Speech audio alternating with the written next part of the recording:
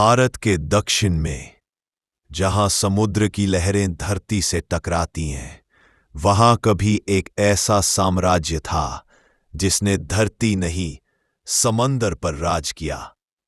कहा जाता है उनके जहाजों की परछायां सुमात्रा, मलेशिया और बाली तक जाती थीं।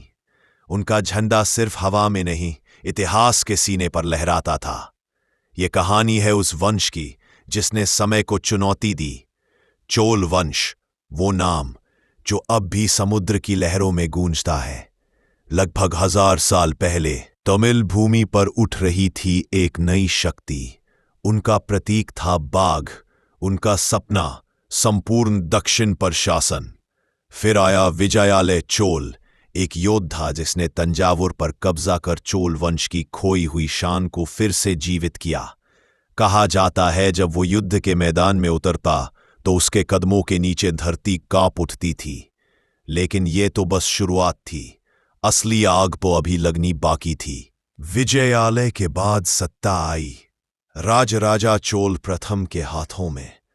वो एक दृष्टा था, एक रणनीतिकार।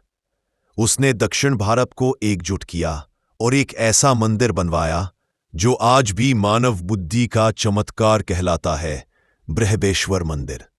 लेकिन राजराजा की नजरें अब आकाश पर नहीं थीं, वो देख रहा था समुद्र की ओर।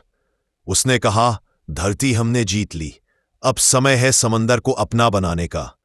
राजराजा का उत्तराधिकारी बना राजेंद्र चोल प्रथम। वो था भारत का पहला समुद्री सम्राट। उसकी नौसेना इतनी विशाल थी कि उसके जहाजों की कतारें क्षितिज तक फैली रहती थीं।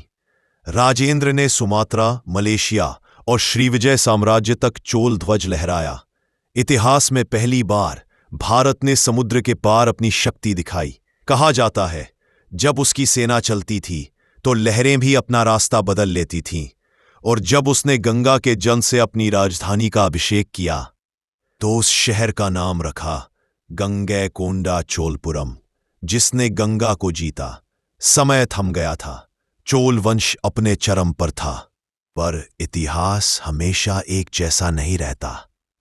जहां सूरज चमकता है वही उसकी छाया भी बनती है।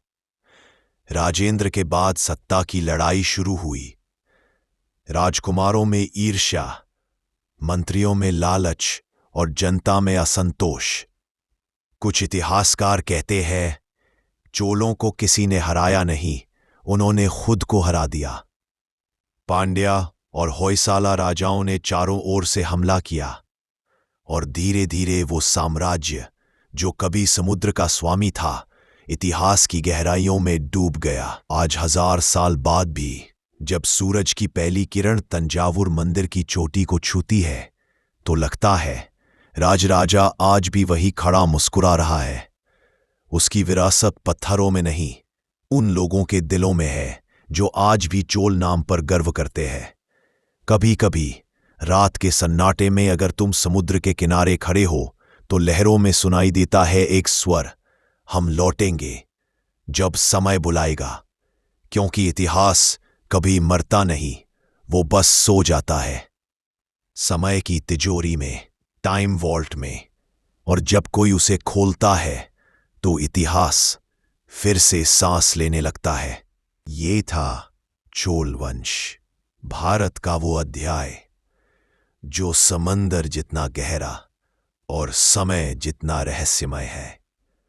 आप सुन रहे हैं टाइम वॉल्ट।